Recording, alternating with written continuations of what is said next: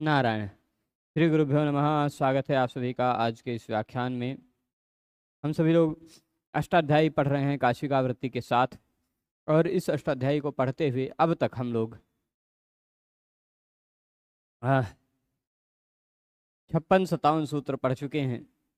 अंतिम सूत्र हम लोग पढ़ रहे थे न वो अचफ परस्मिन पूर्व विधौ, यही सूत्र पढ़ रहे थे। इसको और आगे लेकर चलेंगे। उसी सूत्र में कल हमने युव जानी और वधूटी जानी ये दो शब्द बनाया था। अंतिम और शब्दों को बनाते हुए इस विषय को आगे आज बढ़ाएंगे। ठीक है, तो युव जानी वधूटी जानी। अंतिम में बताया था कि अचफ परस्मिन पूर्व विधौ, इस सूत्र में परस्मिन शब्द क्यों रखा गया, तो उसका उत्तर देते हैं कि अचफ परस्मिन पूर्व विधौ, इस सूत्र में परस्मिन शब्द इसलिए रखा गया क्योंकि परस्मिन शब्द यदि न होता, क्या परस्मिन शब्द यदि न होता तो क्या बात होती फिर? परस्मिन शब्द ना होने पर युव जानी वधूटी जानी इत्यादि उदाहरणों में जाया के जो या के बाद वाले आ के स्थान पर, जाया में य के बाद जो अ है उसके स्थान पर जो निंग हुआ है वह भी अच के स्थान पर हुआ आदेश है, वह भी अच के स्थान पर हुआ आदेश है। ठीक है, जाया के स्थान पर जो हुआ है निंग वह अच के स्थान पर हुआ आदेश है, और अच के स्थान पर हुआ आदेश, अच के स्थान पर हुआ आदेश होने के कारण वह पर निमित्तक नहीं है, इसी कारण यहां स्थानिवद भाव नहीं हुआ। यदि वह पर निमित्तक होता तो स्थानीय भाव हो जाता, स्थानिवद भाव हो जाता। यहां परस्मिन शब्द कह देने के कारण ही युव जानी वधूटी जानी में स्थानिवद भाव नहीं हुआ, अन्यथा स्थानिवद भाव होने पर या का लोप संभव नहीं था। ठीक, इसके बाद उदाहरण दे रहे हैं। अच्छा, युव जानी के साथ साथ वधूटी जानी भी बता ही देते हैं, जिससे विषय और स्पष्ट हो जाए। वधूटी जाया यस्य असौ, वधूटी है जाया यानी पत्नी जिसकी, वह वधूटी जानी कहलाएगा। ठीक, कौन? वधूटी है जाया यानी पत्नी जिसकी। तो वधूटी जाया ये दो शब्दों का समास हुआ। लेखनी जी आ जाइए। यहां मैं लिखता हूं दोनों शब्दों को। एक शब्द है वधूटी और दूसरा शब्द है जाया। दोनों शब्दों का बहुब्रीहि समास होने के बाद वधूटी जाया एक शब्द बन गया, एक शब्द हो गया समास होने के बाद। समास, बहुव्रीहि समास के अंत में यदि जाया शब्द आता हो तो जाया यह निंग कहता है कि जाया के स्थान पर निंग हो जाएगा। अब बहुव्रीहि समास के अंत में आ रहा है जाया, इस कारण से जाया शब्द आ रहा है ना, इस कारण जाया के स्थान पर निंग हो जाएगा। ठीक, अब जाया के स्थान पर क्या हो गया? निंग। तो ये पूरे जाया के स्थान पर हो कि कहां हो? नीच सूत्र ने कहा अंतिम वर्ण के स्थान पर होगा। अंतिम वर्ण जो कि है आ, उसके स्थान पर हो गया निंग, तो बचा नी। ठीक, अब अच के स्थान पर हुआ कार्य है, यह स्थानिवत मान लिया जाता तो यह आ के समान मान लिया जाता, और आ के समान मान लिया जाता तो ये लोपो व्योर्बली से या का लोप ना हो पाता। ठीक, अब या का लोप हो गया है, यानी यहां स्थानिवत भाव नहीं माना गया है, बन जाएगा यहाँ भी वधूटी जानी ही। अगला उदाहरण देखते हैं, वैयाघ्र पद्य। वैयाघ्र पद्य यह सूत्र है। तात्पर्य क्या है? व्याघ्रस्य पादौ इव पादौ यस्य, ऐसा करने पर उपमितम व्याघ्रादिभिः सामान्या प्रयोगे, इस सूत्र से समास करेंगे। उपमितम व्याघ्रादिभिः सामान्या प्रयोगे मिल जाएगा आपको दूसरे अध्याय के पहले या दूसरे पाद में। सूत्र नंबर बता दें और समझा भी देते हैं। राम जी जो खड़ाऊ पहनते थे वह किस चीज का नारायण नारायण। मुझे तो जहां तक लगता है काष्ठ की ही होगी, अन्य किस चीज की होगी? मणि जटित रही होगी। निधाय पीठे मणिपादुके त्वाम, ऐसा करके वेदांत देशिक स्वामी ने उसका उल्लेख किया है, तो संभवतः मणिजटित काष्ठ से युक्त पादुका हो, पर पूर्णतः सुनिश्चित रूप से मैं नहीं कह सकता। मैं कुछ खोज रहा था। व्याघ्रस्य उपमानानि सामान्य वचनैः, ठीक है। इस सूत्र से नहीं, उपमितम व्याघ्रादिभिः सामान्य प्रयोगे सूत्र से समास हो जाएगा। मिला है सूत्र? उपमितम व्याघ्रादिभिः सामान्य प्रयोगे नहीं मिला हो तो नंबर बता दूं। मिल गया? कहाँ है नंबर? 2:2:1:56, ठीक है।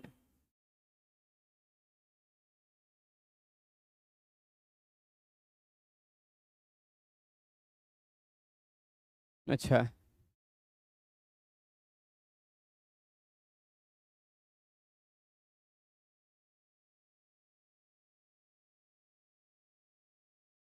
अच्छा, कुछ लोग बताते हैं कि ताड़का के हड्डी की पादुका थी।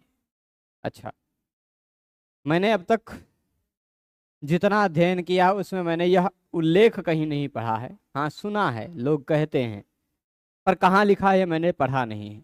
तो इसलिए इस तथ्य की प्रामाणिकता तब तक मेरी दृष्टि में संदिग्ध है जब तक मैं इसको कोई शास्त्रीय प्रमाण नहीं देख लेता, है ना। तो यह सही है कि नहीं है यह मैं नहीं कह रहा, इसकी प्रामाणिकता अभी तक मेरी दृष्टि में नहीं आई है कि यह ऐसा हुआ होगा, क्योंकि अनेक रामायण हैं। हो सकता है किसी रामायण में ऐसा प्रसंग हो भी और हो सकता है न हो, है ना। जहां तक अस्थि को स्पृश्य नहीं माना गया है, जहां तक तार्किक दृष्टि से देखा जाए तो, परंतु सब चीजों में तर्क नहीं भी चलता है। तार्किक दृष्टि से देखा जाए तो अस्थि स्पर्श योग्य नहीं होती, अपवित्र माना जाता है। उसके स्पर्श के बाद सचैल स्नान इत्यादि का विधान किया, कहा गया है कि कपड़े के साथ स्नान इत्यादि करें। तो भगवान श्री राम उसी की पादुका को पहनकर चलते होंगे, ये थोड़ा सा चिंतनीय है ना। इसलिए, पर मैं ये नहीं कहता हूं कि नहीं रहा होगा। मेरी पढ़ाई में अब तक नहीं आया। मैंने जितने भी श्रीमद् वाल्मीकि रामायण में वह प्रसंग मैंने पढ़ा दिया है, उस प्रसंग पर कहीं ऐसा उल्लेख नहीं है ना, कि अस्थि का खड़ाऊ बना लिया, ऐसा कहीं उल्लेख नहीं है। तो अब 2:1:56 उपमितम व्याघ्रादिभिः सामान्य प्रयोगे पर चलते हैं। यह कहता है व्याघ्रस्य, व्याघ्र जानते हैं? व्याघ्र किसे कहते हैं? व्याघ्रस्य पादौ इव पादौ यस्य,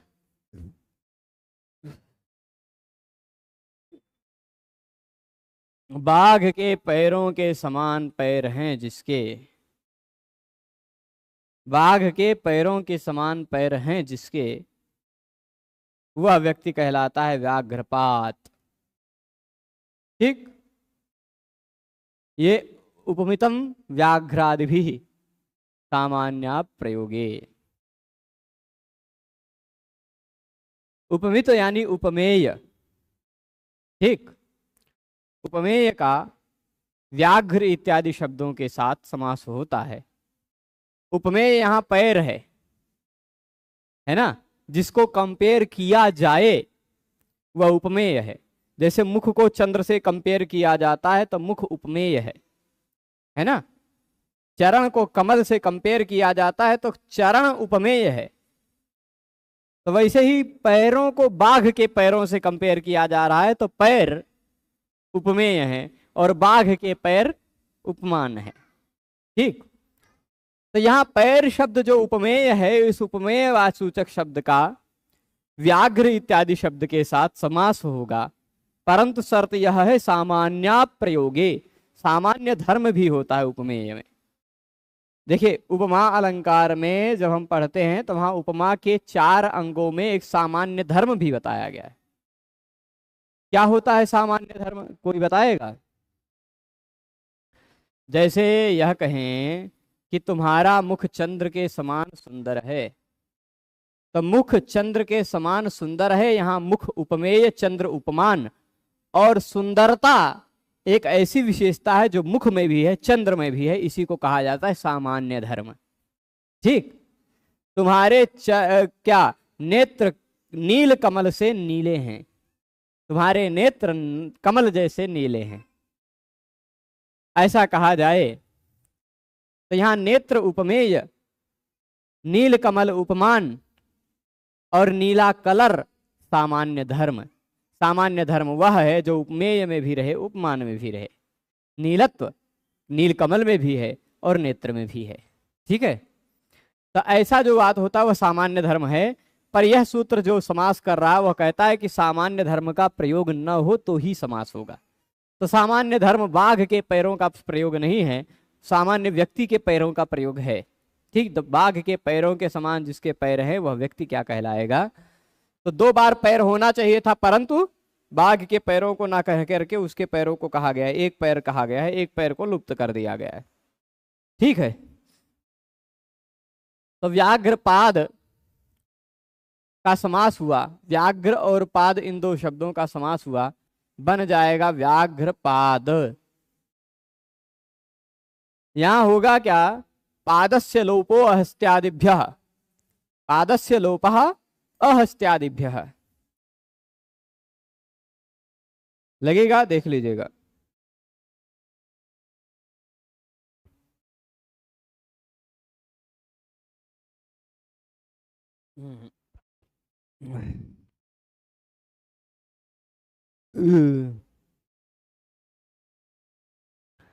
इस सूत्र से पाद का लोप हो जाएगा। तो पाद का लोप होगा मतलब पूरे पाद का लोप हो जाएगा क्या? नहीं, सूत्र क्या है? मिला है पादस्य लोप अहस्त्यादिभ्यः। यहाँ व्याख्या में नहीं लिखी है इन्होंने, परंतु मुझे याद है पादस्य लोपो हस्त्य 4थे अध्याय में है क्या?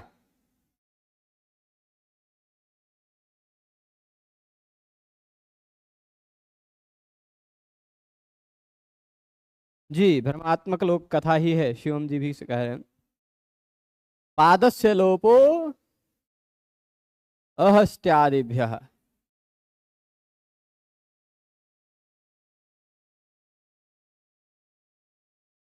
वही बात मैंने भी कही है कि वह जो बात है भगवान श्री राम जी वाली, वह भ्रम ही है, सही नहीं है।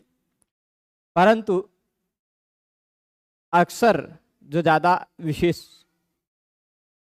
बात बताते हैं वह किसी बात को इदमित्थम नहीं कहते हैं कि ऐसा ही है, यह कहने का प्रयास भगवान के विषय में तो नहीं कहना चाहिए, है ना। तो भगवान कुछ भी कर सकते हैं, उनमें ऐश्वर्य है तो वो कुछ भी कर सकते हैं, इसलिए भगवान के विषय में मैं इदमित्थम कहने से थोड़ा सा बचने का प्रयास करता हूं। तो अब व्याघ्रपाद में पाद का लोप होगा, हस्ती इत्यादि शब्द ना हो उसके पहले, तो पाद का लोप होगा। क्या पूरे पाद का लोप कर दें?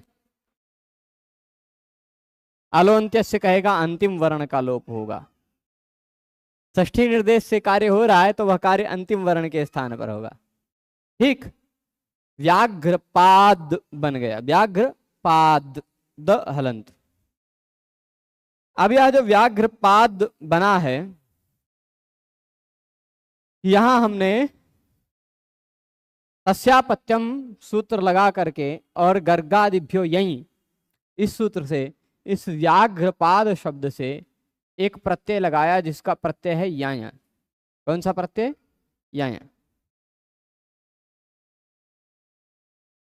ठीक है, व्याघ्रपाद यहीं, व्याघ्रपाद यहीं। यहां फिर आगे क्या बना?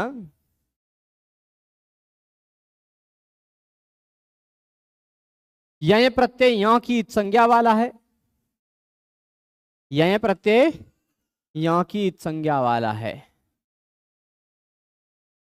अब देखिए व्याघ्रपाद्य तक तो बन गया है। अच्छा, एक चीज गड़बड़ हो गया।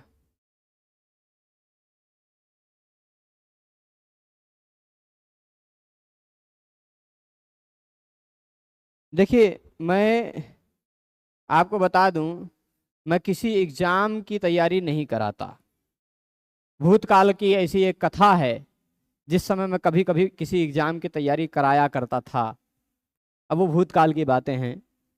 अब मैं किसी एग्जाम की तैयारी नहीं कराता और न कराने का विचार है।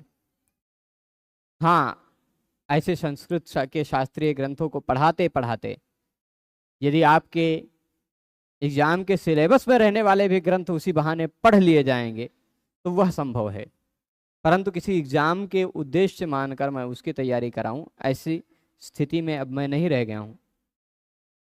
मेरा लक्ष्य है संस्कृत के ग्रंथों को शब्दशः लोगों तक पहुंचाना। ठीक, संस्कृत के ग्रंथों को लोगों तक पहुंचाना। उसी में भगवान पाणिनि के द्वारा लिखा हुआ संस्कृत व्याकरण का सबसे प्रारंभिक ग्रंथ है काशिका, और अष्टाध्यायी। उस अष्टाध्यायी के ऊपर सबसे सरल संस्कृत व्याख्या यदि देखी जाए, संस्कृत व्याख्याओं में देखी जाए, तो प्रारंभिक भी कहा जा सकता है, सरल भी कहा जा सकता है, ऐसी व्याख्या है काशिका। उसको हम लोग पढ़ रहे हैं। ठीक है, ये यदि किसी पाठ्यक्रम में है तो अच्छी बात है, नहीं है तो व्याकरण पढ़ने के उद्देश्य से हम ये पढ़ रहे हैं। अब व्याघ्रपाद य, व्याघ्रपाद य, ठीक, यह हो गया, यहां तक पहुंचे। व्याघ्रपाद्य यहां तक पहुंचे हैं। इसमें मुझे अब लगता है, अच्छा, एक और विशेष नियम लगना है। नैवाभ्याम पदांताभ्याम पूर्वौ तुताभ्याम मैच, मैच यहां दिखाई पड़ेगा क्या? न वाभ्याम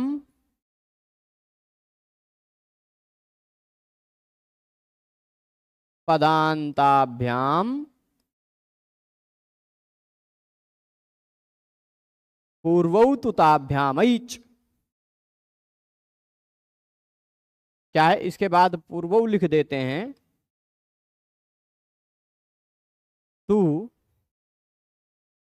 सूत्रवा अधूरा रह गया तो आधा यहां नीचवा लिख देते हैं, ताभ्या मैच। अच्छा, यहाँ कुछ लोगों को मैच होता हुआ दिखाई पड़ेगा, वो अंग्रेजी वाला मैच नहीं है। ठीक, तो किम हो, किम करोषि ताड़िष्यामि। तो न एवाभ्याम पदांताभ्याम पूर्वौ तुताभ्याम ऐच। पदांत जो यव है, पद के अंतिम वर्ण के रूप में आना चाहिए य, अथवा पद के अंतिम वर्ण के रूप में आना चाहिए व। क्या आना चाहिए? य अथवा व पद का अंतिम वर्ण हो। मैं बहुत विस्तार से चल रहा हूं। य अथवा व पद का अंतिम वर्ण हो। प्रसंग से ये सूत्र बाद में आएगा, परंतु देख लेते हैं अभी, जब आ गया प्रसंग बस तो अर्थ एक बार जान लेते। जितनी बार हम जानेंगे उतना ज्यादा मजबूत संस्कार बनेगा। तो पद का अंतिम वर्ण य अथवा व हो। यहां दिख रहा है क्या? पद का अंतिम वर्ण य नहीं है। अभी सामान्य रूप से नहीं दिख रहा होगा। यह कहाँ है भैया? आ है, यह के बाद अ भी है ना। तो कौन से पद की बात चल रही है?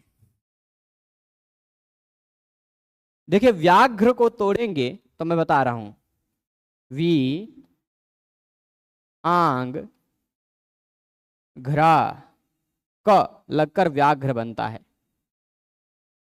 ठीक, वी आघ्र व्याघ्र।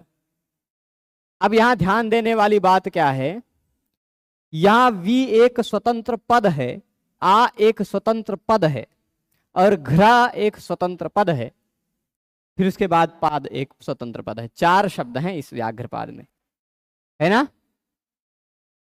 तो जो तद्धितेष्वचामादेह सूत्र ने कहा था,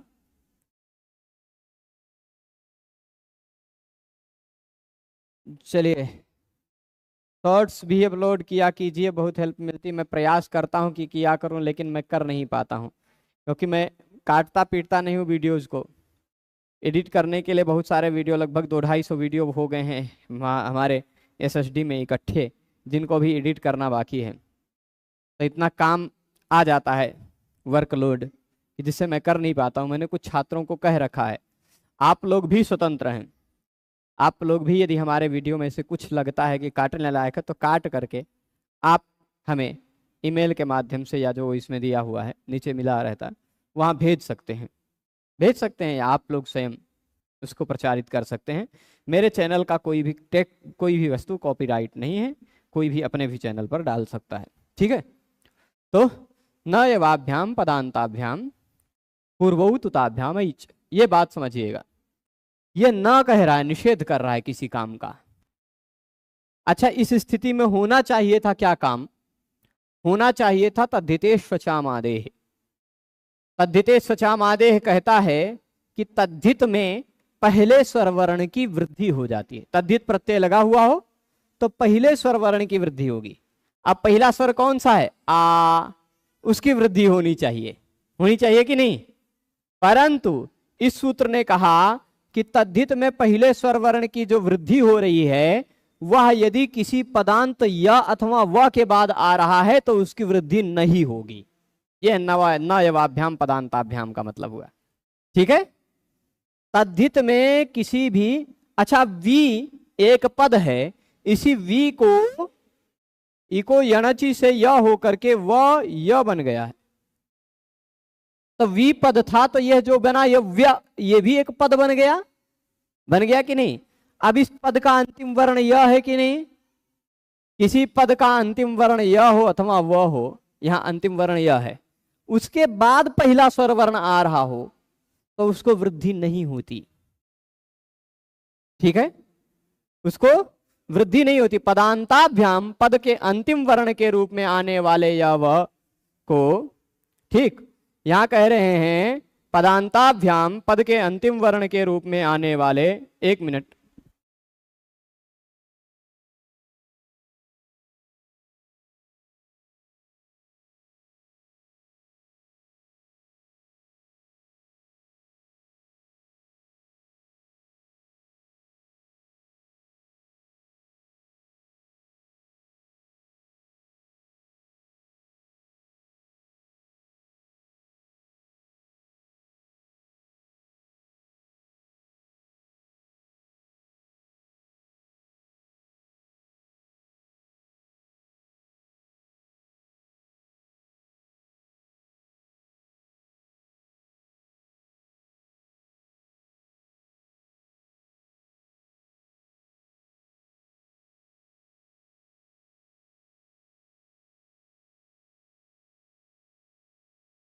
मैं बता रहा था न एवाभ्याम पदांताभ्याम, इसको ध्यान से समझिएगा कि पद का अंतिम वर्ण या अथवा वह हो, क्या हो?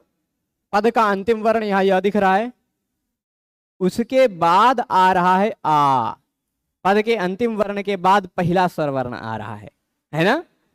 तो उसके स्थान पर दीर्घ वृद्धि नहीं होगी तो क्या होगा? वृद्धि नहीं होगी तो क्या होगा? पूर्वऊ, उसके पूर्व में, उस य के पूर्व में य के पूर्व में क्या होगा, ताभ्याम पूर्व य हो पद का अंतिम वर्ण अथवा व हो पद का अंतिम वर्ण, तो उसके पहले ऐच हो जाता है। ऐच हो जाता है मतलब ऐच का आगम होता है। ऐच मतलब क्या है, आई औ, ये हो जाता है पूर्व में। यानी पद का अंतिम वर्ण य हो तो उसके पहले ऐ जुड़ जाता है, पद का अंतिम वर्ण व हो तो उसके पहले औ जुड़ जाता है। ठीक है, तो अब यहां पद का अंतिम वर्ण य था तो उसके पहले ऐ जुड़ जाएगा, तो क्या बन गया, यह बन गया वै, वैयाघ्र बन गया, वैयाघ्र हो गया था यहां तक। या में आ जुड़ जाएगा तो ये या पूरा हो गया। यहां वैयाघ्र और ऊपर तक देख लीजिए पाद ये जो है उसको पद्य बनाते हैं।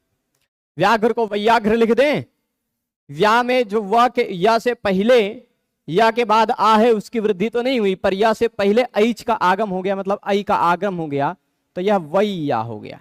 ठीक, वैयाघ्र पाद य, यहां तक पहुंच गए हैं। ठीक, वैयाघ्र पाद य। इसके बाद आगे की स्थिति क्या आएगी, यह वैयाघ्र पाद्य शब्द बन गया। ठीक, यहां सु प्रत्यय लगेगा, प्रथमा विभक्ति एक वचन का। ठीक, वैयाघ्र पाद्य सु।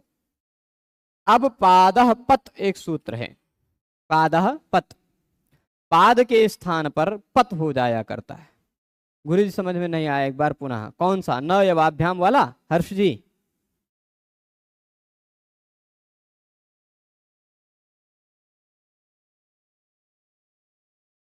तंत्र शास्त्र की प्रयोग व्याकरण से ही जाना जा सकता है क्या? देखिए, तंत्र शास्त्र के प्रयोग के द्वारा व्याकरण जाना जा सकता है, यह प्रश्न यदि है आपका तो उसका भी उत्तर मैं बताऊंगा। और यदि आपका प्रश्न यह है, क्योंकि मैं प्रश्न समझ नहीं पा रहा हूं, आपका प्रश्न यह है कि व्याकरण शास्त्र को जानने के बाद तंत्र को प्रयोग किया जा सकता है क्या, यह है, इन दोनों में से कौन सा है वो आप स्पष्ट करेंगे तो उसका उत्तर मैं बता दूंगा।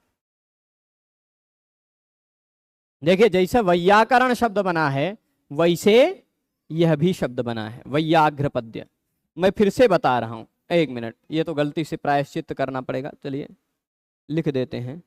न यवाभ्याम पदांताभ्याम पूर्वौ तुताभ्याम ऐच। देखिएगा स्थिति क्या है, फिर से मैं लिख रहा हूं, वह है आधा, य इस पे आ की मात्रा है, व्याघ्र पाद य। प्रत्यय में य अथवा ण की संज्ञा हुई हो तो तद्धित प्रत्यधित शब्द के पहले, तद्धित में शब्द के पहले स्वर वर्ण की वृद्धि होती है, तद्धिते स्वचामादेह ने कहा। परंतु न यवाभ्याम पदांताभ्याम पूर्वो तुताभ्याम ऐच, इस सूत्र ने कहा कि पद के अंतिम वर्ण के रूप में य अथवा व आए हों। ठीक, पद के अंतिम वर्ण के रूप में य अथवा व आए हों, यवाभ्याम पद के अंतिम वर्ण के रूप में य व आए हों, उसके बाद कोई पहला स्वर आ रहा हो। तो देखिए यहां पद है, वी एक पद था, वी भी एक पद है, आ भी एक पद है, स्वतंत्र है ना, नाम आख्यात उपसर्ग निपात ये सारे के सारे अलग अलग पद होते हैं। वी भी एक पद है, उपसर्ग है, अव्यय है, इस कारण से उसके बाद विभक्ति लुप्त हो गई है। तो ये वी एक पद है, उसी वी को व्य बन गया है, तो व्य भी एक पद है, पद का अंतिम वर्ण य है, उस पद के अंतिम वर्ण य के बाद आ रहा है पहला स्वर वर्ण, उसकी वृद्धि नहीं होगी, इस सूत्र ने रोक दिया। तो वृद्धि तो नहीं होगी, परंतु उस य और व जो पद का अंतिम वर्ण है उसके पूर्व में ऐच हो जाया करता है। तो य से पूर्व में शब्द का अंतिम वर्ण व हो, क्या हो, यहां लिखता हूं, शब्द का अंतिम वर्ण य हो अथवा व हो, तो उस य अथवा व से पहले ऐच जुड़ जाता है। ऐच मतलब ऐ या औ जुड़ जाता है, मतलब य होता तो ऐ जुड़ जाता, व होता तो औ जुड़ जाता। यहां शब्द का अंतिम वर्ण य है, उससे पहले ऐ जुड़ जाएगा। तो अब देखिए यहां व्या को मैं जोड़ रहा हूं, व य आ था ना, इसी य के पहले ऐ जुड़ गया, जो व पे मात्रा चढ़ गया तो बन गया वई या घ्रपाद। इसी तरह वैयाकरण भी बनता व्याकरण शब्द से, ठीक है, पहले स्वर वर्ण की वृद्धि होकर। तो यह वैयाघ्रपाद बना है, वै या घ्रपाद य, ठीक है। वैयाघ्र पाद य, यहां तक पहुंचे हैं। अब सुप्रत्यय लगा तो पादः पत कहता है, पाद के स्थान पर पत हो जाता, वो भी हम लोग बाद में भविष्य में विस्तार से समझेंगे उसको। पाद के स्थान पर पद हो गया, खाली इतना। तो शब्द क्या बना, वैयाघ्र पद्य, वैयाघ्र पद्य। अब यहां समझना है, यहां समझना क्या है कि वैयाघ्र पद में पाद के आ का लोप हुआ था कि नहीं। वैयाघ्र पाद में पाद के आ का लोप हुआ था, परंतु वह लोप किससे हुआ था, पादस्य लोपो अहस्त्यादिभ्यः, पादस्य लोपो अहस्त्यादिभ्यः। पाद का लोप होता है, शब्द के अंतिम में आने वाले पाद का लोप होता है। अब वो जो आपाद का लोप हो रहा था उसके अंतिम वर्ण का लोप हुआ अलोन्त्यस्य नियम के आधार पर। तो आ का लोप हुआ, पाद के अंतिम वर्ण आ का लोप हुआ। वह जो स्थान आदेश हुआ है वह अच के स्थान पर आदेश हुआ है, लेकिन पर को निमित्त मानकर नहीं हुआ है, पर को निमित्त मानकर कार्य नहीं हुआ है। इस कारण यह जो पाद पाद अकारांत था वह अकारांत न मान करके, अकारांत न मान करके वह स्थानिवद भाव न हो करके वैयाघ्र पद्य बना। यदि स्थानिवद भाव हो जाता तो पादापत न हो पाता, ठीक। तो पादापत न हो पाता, वैयाघ्र पद्य नहीं बन पाता, वैयाघ्र पादय इत्यादि कुछ और बनता, ठीक है। तो ये भी बात हो गई। हाँ, ध्यान दीजिएगा, जो पर निमित्तक नहीं अतः स्थानिवत नहीं होता, यदि इसे स्थानिवत ले लेते मान लेते तो पादः पद सूत्र की प्रवृत्ति नहीं हो पाती। पाद के स्थान पर जो पद करता है वह नियम न लग पाता यहाँ, ठीक है, चलेगा। ये बात स्पष्ट है। तो अब आगे बढ़ते हैं, ठीक है। अब आदिध्य बनाते हैं, आदिध्य देखते हैं, बनाते हैं। दीधी धातु, दीधिंग दीप्ति देवनयो, दीधी वेविटाम वाला दीधी है कि कोई दूसरा है। दीधिंग वही धातु है। आंग उपसर्ग लगा है जिसका आ बचता है। धातु कौन सा है, दीधी, दीधी एक धातु है। दीधिंग दीप्ति देवनयो, वही दीधिंग धातु है, दीधी बचा है। ग की संज्ञा वाला धातु आत्मने पद में ही प्रयुक्त होता है, ठीक। तो यहां उत्तम पुरुष के एक वचन में तिप्तस्थिमिभस्मस्ताताम झथा साथाम धमिड्वहि महिं, आत्मने पद के उत्तम पुरुष के एक वचन में हमने इट प्रत्यय किया। आदीधी ई हुआ, आदीधी ई, ठीक है। अब यहां पित आत्मने पदानांटेरे, क्या, पित आत्मने पदानांटेरे, ठीक है। इस सूत्र से हमने टित प्रत्यय के टी भाग के स्थान पर ए कर दिया। अच्छा, ये वही सूत्र है टित आत्मने पदानाम टेरे, परंतु आनिंदावी आंग इत्यनयोः संधौ व्या इति निर्मीयते तथा चेत् कथम य इति पदान्तः।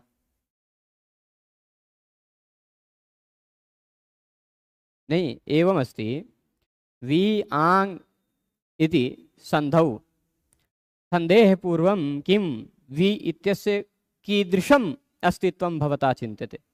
किं वि अपदं प्रयुक्तम्? अपदं न प्रयुञ्जीत इति न्यायेन वि आङ् इत्यनयोः पूर्वं समासः,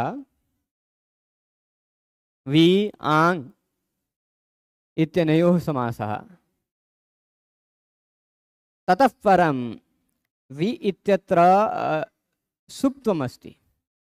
अच्छा, एक बात ध्यान रखिएगा, जितने भी उपसर्ग हैं वो सभी के सभी अर्थ वाले हैं, अर्थ वाले हैं, ठीक, ध्यान दीजिएगा। जितने भी उपसर्ग हैं वो सभी अर्थ वाले हैं, अर्थ वाले हैं, धातु नहीं है, प्रत्यय नहीं है, प्रत्ययांत नहीं है, इसलिए सभी के सभी उपसर्ग भी प्रातिपदिक हैं। प्रातिपदिक होने के कारण सभी के सभी उपसर्गों के बाद भी सातों विभक्तियों के रूप लगते हैं, परंतु क्योंकि प्र आदि उपसर्ग जो हैं वह निपात के अधिकार में कहे गए, इसलिए निपात भी हैं, और जो भी निपात होते हैं वो स्वरादि निपातम अव्ययम से अव्यय कहलाते हैं, और अव्यय के बाद आने वाली सातों विभक्तियों के प्रत्ययों का लुक हो जाता है, इसलिए प्र खाली प्र बचता है, नहीं तो प्रह प्र उपराह की तरह भी रूप चला सकते थे यदि यह अव्यय नहीं होता तो प्र एक स्वतंत्र शब्द है। उसी तरह वी एक स्वतंत्र शब्द है, आ एक स्वतंत्र शब्द है, यहां दो दो शब्द हैं। ऐसा आप मत समझिएगा कि व्या बन गया तो अंतिम वर्ण आ है, व्या में दो शब्द हैं ना भाई। आप रामचंद्र में अंतिम वर्ण द्र के बाद वाला आ जोड़ सकते हैं, लेकिन रामचंद्र में दो शब्द हैं, एक राम है उसका भी अंतिम वर्ण आ है, उसको काहे भूल रहे हैं? च के पहले भी आ है ना, तो यहां व्या में दो शब्द हैं, एक आंग का आ, एक वी, वह वी बन गया है व्या, उसका पहला वर्ण है वी, जो है वी, इस ई के जगह पे ये व, ई के जगह पे आ गया य, तो वी जब शब्द था तो व्य भी एक शब्द है, उसका अंतिम वर्ण य है जो कि पदांत है, उसी की बात चल रही है। पद का अंतिम वर्ण य हो, उसके बाद पहला स्वर वर्ण आता हो, ठीक है, ये बात है। तो अब दीधी ए है, ये जो ए किया है हमने टिता आत्मने पदानां टेरे इस सूत्र से किया है, ये वही सूत्र है जो एधते एधेते एधन्ते एधसे एधेथे एधध्वे, सब में अंत में ए दिख रहा होगा, एधे एधावहे एधामहे, है ना, एधिष्यते एधिष्यते एधिष्यन्ते, सब जगह ए दिखाई पड़ रहा है ना। ये टित लकारों में लट लिट लुट लेट लोट, इन लकारों में लेट में भी हो सकता है, पर लेट की प्रक्रिया मुझे अभी नहीं ध्यान में है। इन सभी लकारों में टी भाग के स्थान पर ए कर देता है। यहां प्रत्यय था ई,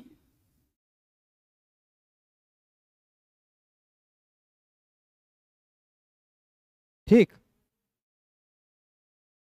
पद प्रकाशनम एतावत भी न जातम एतावता भी न जातम हर्ष महोदय। किम भवतां मते वी इति पदम नास्ति, एतावता जातम नवा मया विलिख्य द्विः प्रकाशनन्तस्य कृतम्। न जातम चेत पुनः प्रकाशयामि, अथापि इदानीं पुनः, हाँ, आ दीधी ए यहां हुआ, यहां तक पहुंचे हैं। टित आत्मने पदानाम टेरे ने, यहां जो इट प्रत्यय था उस इट प्रत्यय के स्थान पर एक या, यह एक या वह अच के स्थान पर आदेश हुआ है कि नहीं? वह अच के स्थान पर हुआ आदेश है। अच के स्थान पर हुआ जो आदेश है, ठीक, अच के स्थान पर जो हुआ आदेश है वह आदेश किसी पर को निमित्त मानकर नहीं किया गया है। टित प्रत्यय का, टित लकार का टी भाग हो उसको ए हो जाता है, तो यहां पर को निमित्त मानकर नहीं हुआ है, इसलिए सूत्र में परस्मिन कहे जाने के कारण यह स्थानिवत नहीं होगा। यदि सूत्र में परस्मिन न कहा गया होता, अच के स्थान पर कोई भी आदेश हो वह स्थानिवत माना जाता, तब तो यह भी अपने स्थानीय के समान माना जाता, यह भी ई के समान माना जाता, और ई के समान माना जाता तो ई और ई में अकस वर्ण दीर्घा से दीर्घ होता है कि नहीं। ई में दीर्घ होता, यण संधि न हो पाती। तो यहां जो ई के स्थान पर ए हो गया है, ई के स्थान पर ए हो गया है, वह ए कैसा होगा, वह ए, हाँ, सर्वेप्युपसर्गाः न केवलम उपसर्गा एव, सर्वेप्युपसर्गाः निपाता अपि गतयोपि बहवः, सर्वेप्युपसर्गाः निपाताः अपि चेत् ये निपाताः ते तानि अव्ययानि अपि भवन्ति, अव्ययानि अपि भवन्ति चेत् अव्ययेभ्यः सुपाम् एकविंशति प्रत्ययानां लुक् भवति।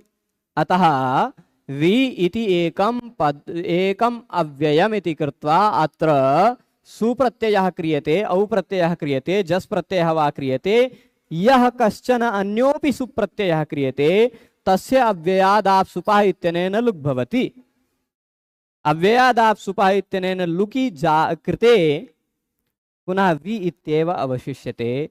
तर्हि सुबन्तत्वात् सुप्तिङन्तं पदम् इत्यनेन सूत्रेण सर्वेप्युपसर्गाः पदसंज्ञकाः एवं मनसि निधेयं सर्वैरपि। तो अब मैं बता रहा था आ दीधी ए, यहां ध्यान दीजिएगा, आ दीधी ए, यहां तक पहुंचे। ए जो आदेश हुआ है, जो ए आदेश हुआ है, वह आदेश कैसा है, अच के स्थान पर आदेश हुआ है, परंतु पर को निमित्त मानकर नहीं, पर को निमित्त मानकर यह आदेश नहीं है। यह आदेश टित प्रत्यय का है, टित लकार के प्रत्यय का है। अब पूर्व विधि करनी है, इस ई को यणचि से यण करना है, तो पूर्व विधि भी हो रही है, इको यणचि से यण, आदिध्य बना कि नहीं बना। परंतु यदि यहां स्थानिवद भाव होता तो आदिधी बनता। यह ए को भी हम ई मानते, ए को भी हम क्या मानते, ई मानते, ई मानते ह्रस्व ई, तो आदिधी बन जाता, ई को यण चिन्ह लग पाता। अब आप कुछ लोग कहेंगे कि हम एक काम करते हैं, दीधी में ई है और इधर भी ई है, इन दोनों को जोड़कर आदिधी बना दे, फिर उसके बाद टितात्मने पदानम टेरे करें। देखिए, कृताकृत प्रसंगी विधि नित्यः, आप आदिधी ई को, आदिधी और ई को जोड़ करके आदिधी बना लेते तो भी टितात्मने पदानाम टेरे सूत्र लगता, और आदिधी ई को जोड़े बिना अलग अलग रखे हैं तो भी टितात्मने पदानाम टेरे लगेगा। यानी टित आत्मने पदानाम टेरे दोनों परिस्थितियों में लगने वाला सूत्र है। ऐसा जो दोनों परिस्थितियों में लगने वाला सूत्र होता है उसको पहले लगाया जाता है, उसको कृताकृत प्रसंगी कहा जाता है और उसको नित्य कार्य कहा जाता है। तो यहां ए जो होगा वह पहले होगा, ए होने के कारण, या ए जो है वह अच के स्थान पर हुआ आदेश है, और परस्मिन आदेश है ऐसा हम नहीं कह सकते। यह पर को निमित्त मानकर नहीं हुआ है, यह स्वतंत्र रूप से हुआ आदेश है। सूत्र में यदि परस्मिन न होता तो यह भी स्थानीवत मान लिया जाता, और स्थानीवत मान लिया जाता तो ई के समान मानने के कारण आदिधी रूप बनता।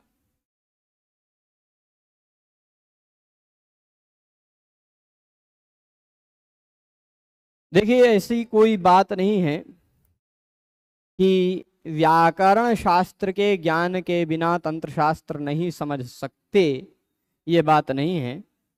तंत्र शास्त्र पहले भी समझ सकते हैं व्याकरण शास्त्र के ज्ञान के बिना भी, परंतु व्याकरण सभी विद्याओं के मूल में है। इसका मतलब यह नहीं, कुछ विद्याएं बिना मूल के भी आ जाती हैं, मूल से ही उग जाती हैं, है ना। तो ऐसा समझिएगा, तंत्र शास्त्र एक स्वतंत्र ऐसा शास्त्र है जिसमें व्याकरण की विशेषज्ञता की अपेक्षा नहीं होती, ठीक है। बहुत सारे ऐसे हमारे परिचित तांत्रिक हैं जो तंत्र शास्त्रों के माध्यम से विभिन्न ग्रंथों को प्राप्त करते हैं तंत्र साधनाओं से, और उस ग्रंथों पर स्वयं व्याख्या लिखते हैं। व्याख्या लिखने के बाद उसमें क्या दोष है, कहीं व्याकरणात्मक टिप्पणी करनी है, वह सबके लिए व्यक्तिगत संपर्क करते हैं कि इसमें कहीं, कई लोग हैं जिनको दिव्य पद्धतियों से, तंत्र पद्धतियों से ग्रंथ प्राप्त हुए हैं। उस ग्रंथों को जब वो अपनी भाषा में लिखने लगते हैं तो उनको भाषा ज्ञान के आधार पर जो दोष होते हैं उन दोषों का निवारण करने के लिए वो संपर्क करते हैं। पर ऐसा नहीं मैं मानता हूं कि वह जो ग्रंथ वो लिखे हैं, वह जो ग्रंथ वो प्राप्त किए हैं, वो काल्पनिक है, क्योंकि मैं उस ग्रंथ के मूल की शैली को देखता हूं और उस व्यक्ति के व्याख्या की शैली को देखता हूं। मूल की शैली में मुझे दिव्यता का अनुभव होता है, व्याख्या की शैली में मुझे दोष दिखाई पड़ता है। तो यह मैं जानता हूं कि यह मूल इन्हें दिव्य शक्ति के द्वारा ही प्राप्त हुआ है और व्याख्या इन्होंने स्वयं लिखी है। यह मुझे स्वयं अध्ययन पर अनुभव होता है। तो तंत्र साधनाएं ऐसी होती हैं जो बहुत रहस्यात्मक ज्ञान का प्रकाश करती हैं, परंतु मैं खोज कर रहा हूं और मैं आप सबकी सेवा में ऐसे लगा हूं कि मैं स्वयं व्यक्तिगत तंत्र साधना नहीं कर पाता हूं। बहुत कुछ जानता हुआ भी मैंने लगभग पिछले 5-6 साल में कोई 5-6 साल क्या, विद्याध्ययन के उद्देश्य से मैंने कोई साधना नहीं की और किसी के अनिष्ट के उद्देश्य से या अपने इष्ट के उद्देश्य से भी कोई बहुत विशेष साधना नहीं की। मेरे ऊपर किए गए अनिष्टों का निवारण के लिए, आत्म सुरक्षा के लिए ही मैंने आज तक जो कुछ भी किया है वह किया है। कोई सकाम कर्म किया ही नहीं विशेष रूप से, ठीक है। तो क्योंकि सकाम कर्म फिर विघ्न डालेंगे जीवन मुक्ति के संसार में ही, और इसके लिए नहीं है, तो बचना है। परंतु इसका यह तात्पर्य नहीं लेना है कि मैं तंत्र शास्त्र का निंदक हूं। मैं तंत्र शास्त्र का बहुत प्रबल समर्थक हूं, पर उसमें भी व्यक्ति की योग्यता के आधार पर होता है। मैं स्वयं की योग्यता नहीं मानता हूं कि मेरी योग्यता है कि मैं तंत्र शास्त्र इत्यादि की उपासना के पद्धति पर चल सकूं। वह योग्यता का एक विषय होता है। जिसमें योग्यता होती है उसको, उसकी शक्ति, उसकी उपासना ही आगे आगे मार्ग दिखाते चलती रहती है। यदि आपका अधिकार है, यदि आप अधिकारी हैं, तो आप केवल गायत्री भगवती की ही आराधना करें, मतलब सवित्री गायत्री का अध्ययन, उसी का चिंतन करते रहें, उसी का चिंतन करते रहें। वही आपको मोक्ष के मार्ग तक के जितनी भी अन्य साधनाएं हैं वह स्वप्न के माध्यम से या विभिन्न गुरुओं के माध्यम से वही मार्गदर्शन करती रहेगी। आगे का रास्ता मंत्र ही बताता रहता है। साधना के मार्ग पर चलने वालों को इसका अनुभव होता है। मैं उस मार्ग पर नहीं चलता हूं, पर मेरे बहुत सारे परिचित उस मार्ग पर चलने वाले हैं, बहुत आगे तक निकले हुए लोग भी हैं, ठीक है। तो आदिध्य बना लिया। अब यहां आदिध्य में भी आप कारण समझ गए होंगे कि यदि सूत्र में परस्मिन न होता तो आदिध्य न बन पाता, आदिधि बन जाता, ठीक है, आदिधि हो जाता। अब सारे उदाहरणों को यहां सिद्ध कर रहे हैं। युव जानी रीति जाया या निंग, जो मैं सिद्ध करके बता चुका हूं वो आप पूरा बता रहे हैं यहां। युव जानी रीति जाया या निंग न परस्मिन पर निमित्त कहा। जाया या जो निंग, इस सूत्र से जो निंग आदेश हुआ है वह पर को निमित्त मानकर नहीं हुआ है। तेन यलोपो न स्थानिवत भवति, इसलिए य का लोप जो हुआ है वह स्थानिवत नहीं माना जाता। यलोप को स्थानिवत नहीं माना, यलोपे न स्थानिवत भवति। यलोप का विधान करने में वह विषय स्थानिवत नहीं माना जाता। उसी तरह वैयाघ्र पद्य इत्यत्र पर निमित्तकः पादस्यांत लोपः, वैयाघ्र पद्य में जो पाद के अंतिम वर्ण का लोप हुआ वो पर निमित्तक नहीं है, पर को निमित्त मानकर नहीं हुआ है ना। इसलिए पुंवत भावम न प्रतिबध्नाति, पादः पद, इस सूत्र से पद को नहीं रोक पाता वह, ठीक है। आदिध्य यहां पर दीधिंश धातु का उत्तम पुरुष के एक वचन में टी के स्थान पर जो ए हुआ है, टेरेत्व, टेरेत्व मतलब टी के स्थान पर हुआ जो एत्व है वह अपर निमित्तकत्वात्, वो पर निमित्तक नहीं है, अपर निमित्तक है, पर निमित्तक नहीं हुआ है। इसलिए यी वर्णयोर दीधि व्यव्योः, है ना, दीधि व्यव्योः इति यी वर्णयोर दीधि वेव्योः इति लोपो न भवति। अच्छा, एक सूत्र यह है, यह देखना है, यी वर्णयोर दीधि वेव्योः। सूत्र जी आ जाओ, क्या कहता है? ई वर्णयोर दीधि वेव्योः, यह परे रहने पर, ध्यान दीजिएगा, आ जाए, सूत्र आ ही रहा है, नहीं आएगा तो कोई उपाय किया जाएगा।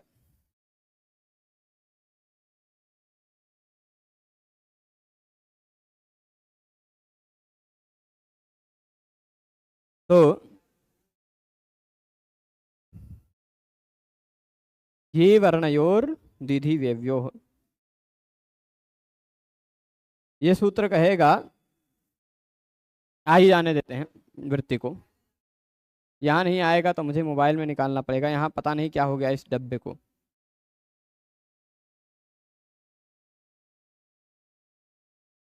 कोई दिक्कत नहीं।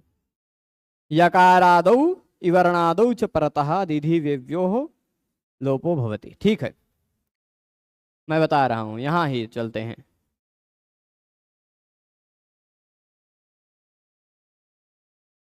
ए भाई, आ दीधि, ए था, ए नहीं था, ई था। यी वर्णयोर दीधि वेव्योः, ठीक।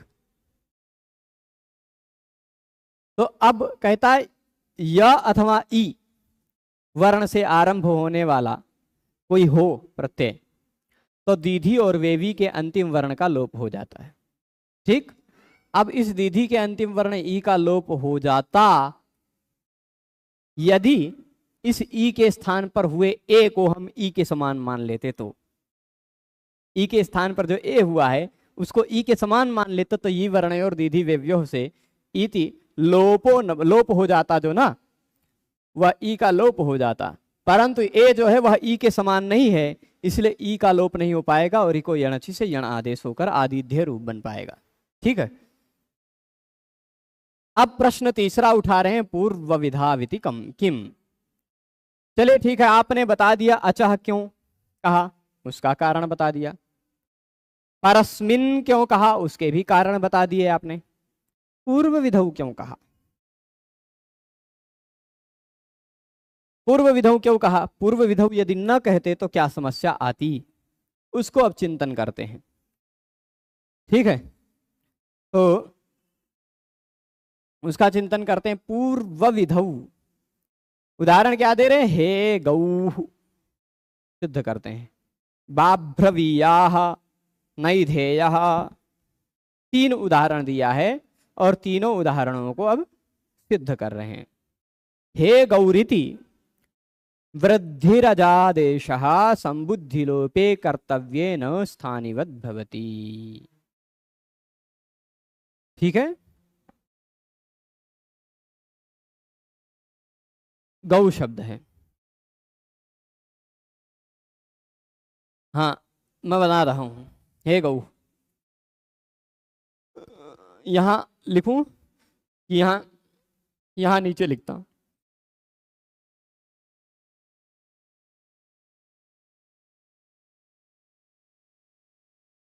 गौ जो रहता है उसमें मूल शब्द है गो। क्या है? मूल शब्द है गो।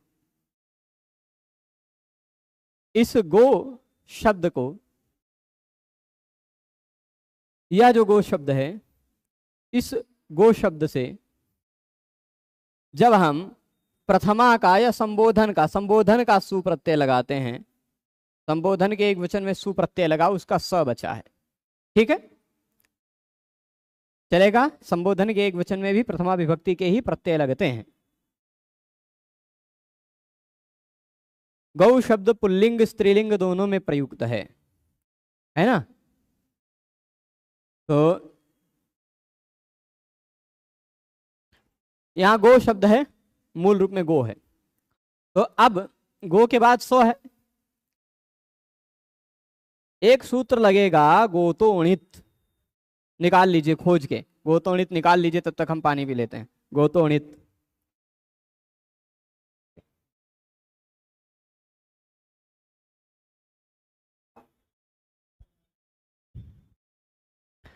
हमारा प्रिय आहार है मूंगफली।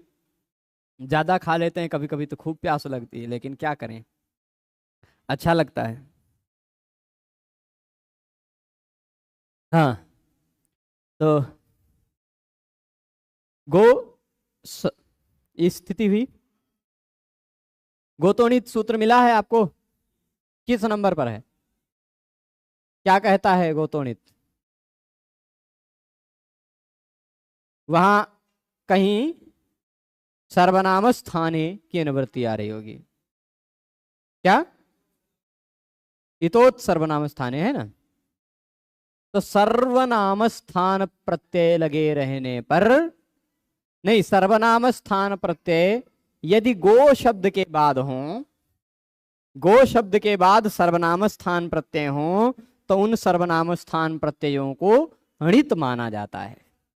गोतोणित का यही अर्थ है। ठीक है, अब आप बताइए, आपने तो सर्वनाम स्थान प्रत्यय पढ़ रखा है। कौन कौन से हैं सर्वनाम स्थान प्रत्यय? तू, औ, जस, अम, औ तथा शी। उसमें सु तो है, ये है, निश्चित है। ठीक, तो ये प्रश्न बहुत घूम रहा है, इसका उत्तर अभी आज दे देंगे, थोड़ा संक्षिप्त में। विस्तार से कब देंगे कह नहीं सकते।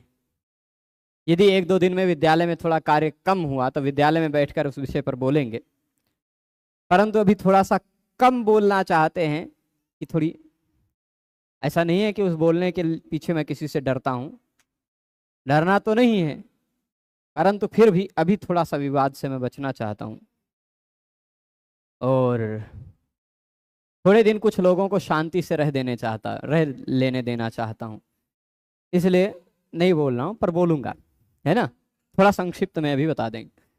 तो अब गो और स, गो और स यहां तक पहुंचे। गो शब्द के बाद यह सर्वनाम स्थान प्रत्यय है। गो शब्द है, सर्वनाम स्थान प्रत्यय है। ठीक है, यह णित माना गया, और णित प्रत्यय लगे रहने पर अचोणिति, अचोणिति सूत्र से शब्द के अंग के अंतिम वर्ण अच को वृद्धि हो जाया करती है। प्रत्यय लगा है गो से, तो अंग है गो, अंग के अंतिम वर्ण अच को हो जाएगी वृद्धि, णित प्रत्यय लगा हुआ हो तो। ये णित नहीं है, पर फिर भी णित मान लिया गया गोतोणित सूत्र के द्वारा। ठीक, अब देखिए, पर को निमित्त मानकर अच के स्थान पर आदेश हुआ है कि नहीं? परस्मिन अचह, अचह यानी अच के स्थान पर कोई कार्य हुआ, कब हुआ? परस्मिन, इस णित प्रत्यय को निमित्त मानकर हुआ। ठीक है, चलेगा। तो पर को निमित्त मानकर अच के स्थान पर कोई कार्य हुआ है, यानी यदि इस औ से पूर्व में कोई कार्य करना होता हमें, तो इस औ को हम स्थानिवत मान सकते थे, परंतु इस औ के पहले किसी वर्ण के स्थान पर हम कार्य नहीं करने जा रहे हैं। यदि हम इसी स का लोप करना चाहें, यदि हम इसी स का लोप करना चाहें, तो उस स के लोप में क्या पूर्व विधि हो रही है? अब मान लीजिए यदि सूत्र में पूर्व विधौ न होता, ऐसा कल्पना कीजिए, खाली सूत्र में पूर्व विधौ न होता, ध्यान दे, आ रहा है ना? तो अच को निमित्त मानकर, नहीं, पर को निमित्त मानकर अच के स्थान पर जो कार्य हुआ है वह स्थानिवत माना जाता, चाहे पूर्व विधि हो रही हो चाहे पर विधि हो रही हो, है ना। सूत्र में पूर्व विधौ न होने पर यह कार्य होता, तो फिर इस औ को पूर्व विधौ यदि सूत्र में न होता, एक ऐसे मतलब उसका अभाव सोच लीजिए, सूत्र में पूर्व विधौ नहीं है, अचह परस्मिन है खाली, तो पर के निमित्त में मान करके, पर को निमित्त मानकर अच के स्थान पर कोई आदेश हुआ हो वह स्थानिवत माना जाता है। ऐसा ही यदि हम अर्थ लेते तो यह स्थानिवत होता, यह औ ओ के समान माना जाता, पहले ओ था ना, उसके समान माना जाता, और ओ के समान यदि औ माना जाता तो एंग ह्रस्वात् संबुद्धेः सूत्र से इसका लोप हो जाता, क्योंकि ओ का अंतिम वर्ण एंग है, ओ माना जाता तो वह एंग हो जाता, औ है तो एंग नहीं है, एंग में खाली ए ओ आता है, ए ओ आई औ तो नहीं आता ना। शब्द का अंतिम वर्ण एंग हो, उसके बाद संबोधन का स हो तो लुप्त हो जाता है, तो ए ओ नहीं है, इस कारण लोप नहीं हो पाएगा। अब यदि आप कहेंगे ओ नहीं है पर भी ओ के समान तो है, औ कहेंगे नहीं भाई, वह पूर्व विधि होने पर ही ओ के समान माना जाता, यहां पूर्व विधि नहीं हो रही, औ के पर के स्थान पर विधि हो रही है ना। अब सूत्र में यदि पूर्व विधौ ना होता तो यह भी समान मान लिया जाता, और हे गौ न बनकर हे गौ रह जाता, खाली विसर्ग न लग पाता, है ना। इसलिए पूर्व विधौ की आवश्यकता है। वही अब आगे बता रहे हैं, देख लीजिए,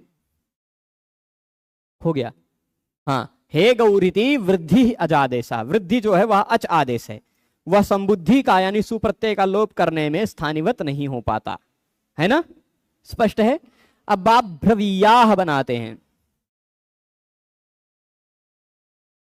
बाभ्रव्यस्यामी छात्राः, बाभ्रव्य के जो छात्र हैं उनको कहा जाएगा बाभ्रवीय।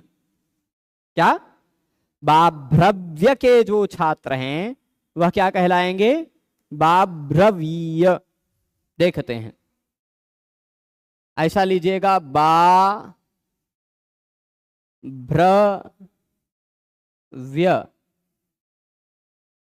बाभ्रव्य,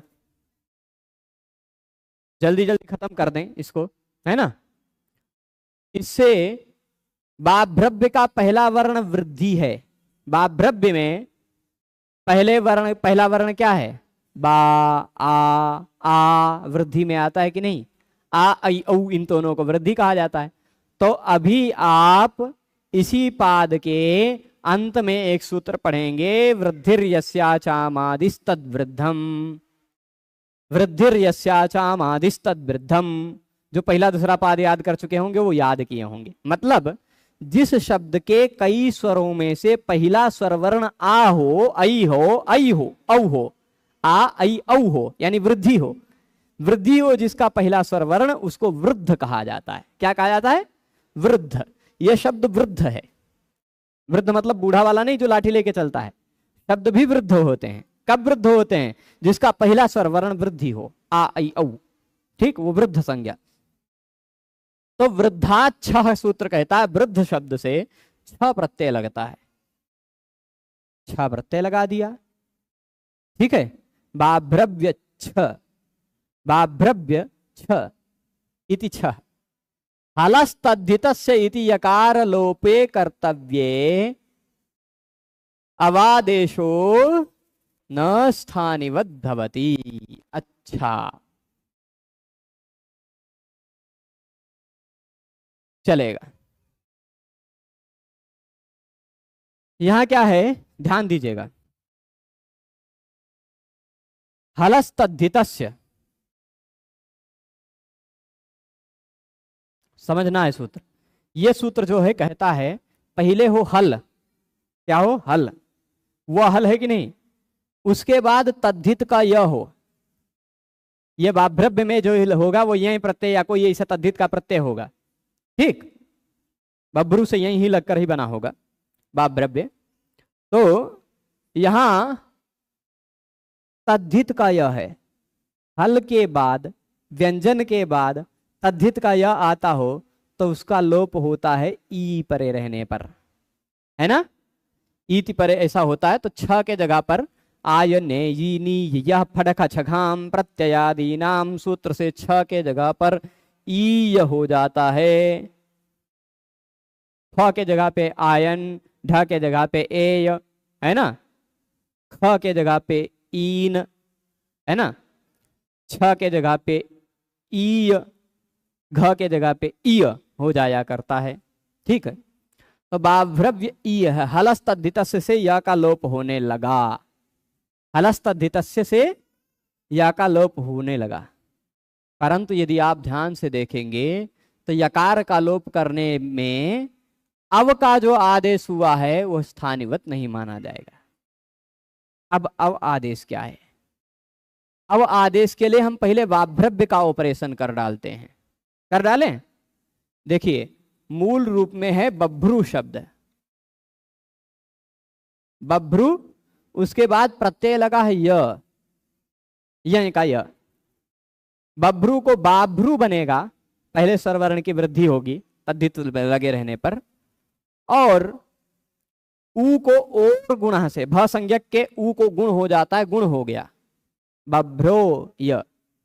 ओ के जगह पर एचो या वायावा से अय औ आय आव होता है, उसी के तुरंत बाद सूत्र है वांतो यी प्रत्यय।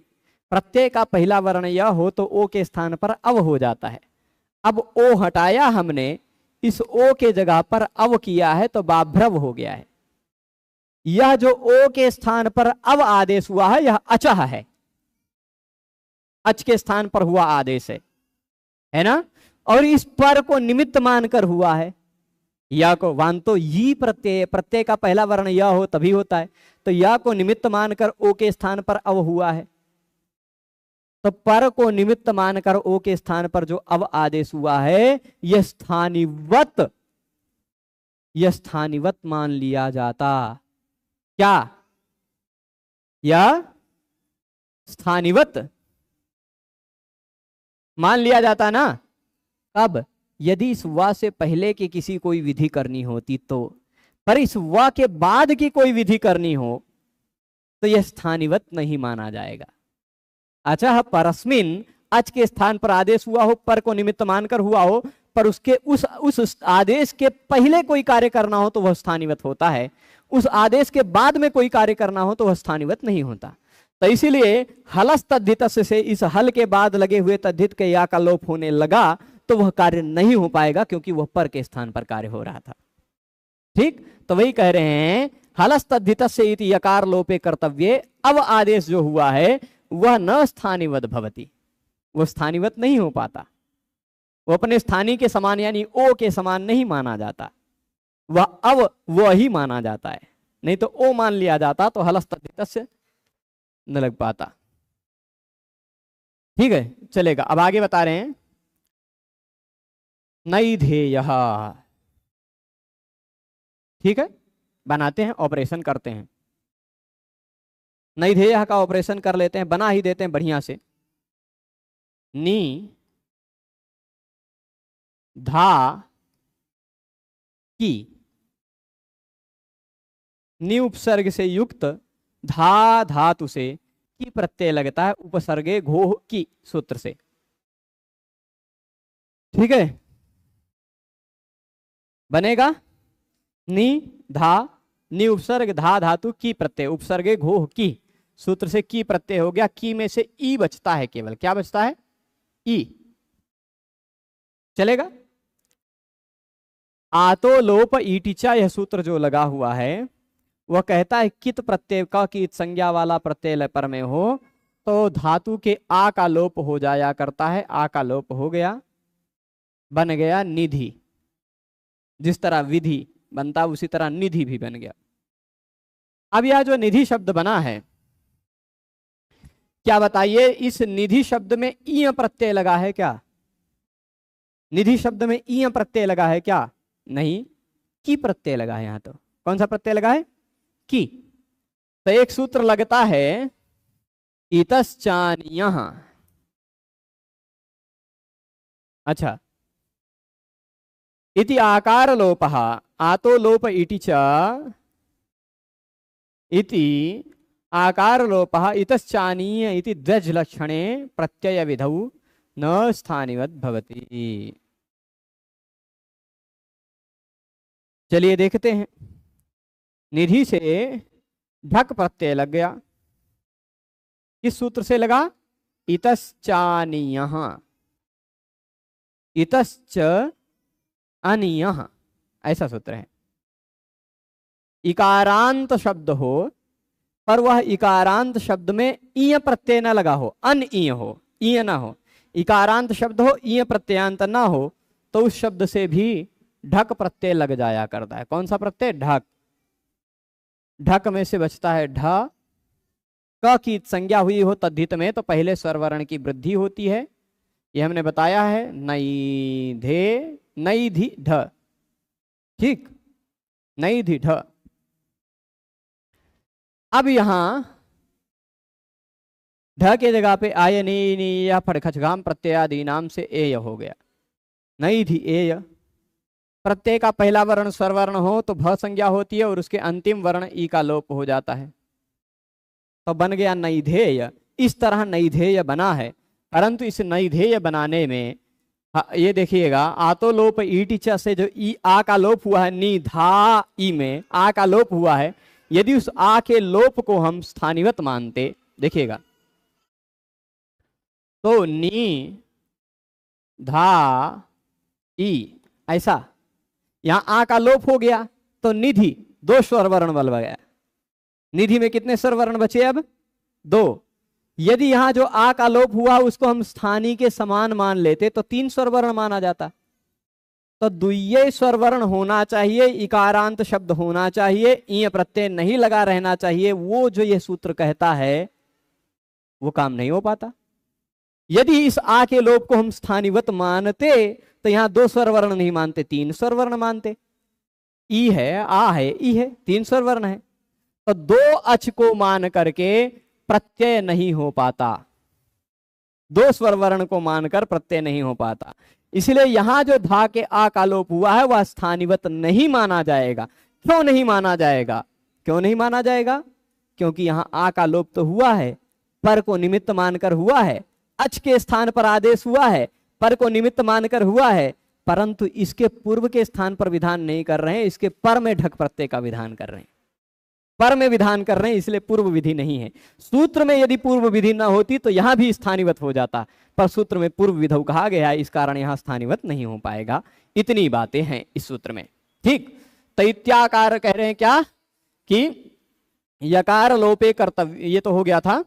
यहां आतो लोप इटिचा से जो आकार का लोप हुआ है वही तश्चानीय, इस सूत्र से दो स्वर वर्ण वाले शब्द से द्व्यच लक्षण यानी दो स्वर वर्ण वाले शब्द से ही प्रत्यय लगता है, ऐसा प्रत्यय का विधान करने लगा है तो स्थानिवत नहीं हो पाया। स्थानिवत हो जाता तो तीन स्वर वर्ण वाला मिल जाता और फिर वो प्रत्यय न लग पाता, ठीक है। तो इस तरह से हमने अचः परस्मिन् पूर्व विधौ सूत्र को भी वृत्ति के अनुसार शब्दशः पढ़ लिया है। अब एक प्रश्न यह है, गुरुजी क्या यह सत्य है कि आप अयोध्या से अध्यापन स्थगित कर रहे हैं? नहीं, ये कुछ हद तक सत्य है, परंतु अयोध्या में मैं पढ़ाता रहूंगा ऑनलाइन, है ना। ये हमारा जो डब्बा है वो यहीं रहेगा और सारा सिस्टम, ये इन्वर्टर, इंटरनेट, सब कुछ जो यहाँ जितना कुछ भी खर्चा किया गया वो सब यहीं रहेगा। संभव है कि मैं यहाँ ना रहूं, तो कहाँ रहूं भगवान की इच्छा पर निर्भर है। और संभव है कि यहाँ से कहीं बहुत दूर चला जाऊं, और संभव है कि यहाँ से बहुत ज़्यादा दूर ना जाऊं तो गांव चला जाऊं। ये दो विकल्प हैं, इन दो विकल्पों में से कोई एक विकल्प 30 जून को चुन लिया जाएगा। और संभव है कि गांव जाने वाला विकल्प मैं 30 जून को चुनूंगा, गांव जाने से पहले वाला जो विकल्प है वो हो सकता है 30 जून से पहले भी चुना जा सकता है। तो तब तक, जब तक हूँ तब तक ऐसे पढ़ाता रहूँगा। उसके बाद जहाँ जाऊँगा वहाँ 1-2 दिन सेटअप में लगेगा कुछ समय, फिर उसके बाद फिर वैसे ही पढ़ाता रहूँगा। मैं आपको इसी तरह पढ़ाते हुए मिलूँगा, परंतु यहाँ रहकर पढ़ाऊँ ये थोड़ा सा अभी सुनिश्चित नहीं है, क्योंकि थोड़ा सा कभी कभी क्या, कुछ जगह से जब मन हट जाता है किसी भी कारण से, तो वहाँ से कुछ समय के लिए थोड़ा अलग हो जाना ही ज़्यादा श्रेयस्कर होता है। तो यही है कारण, विस्तार से फिर भविष्य में कहेंगे, ठीक है, चलेगा। सभी लोग जुड़े रहे उसके लिए सभी को बहुत बहुत धन्यवाद। नमो नमः।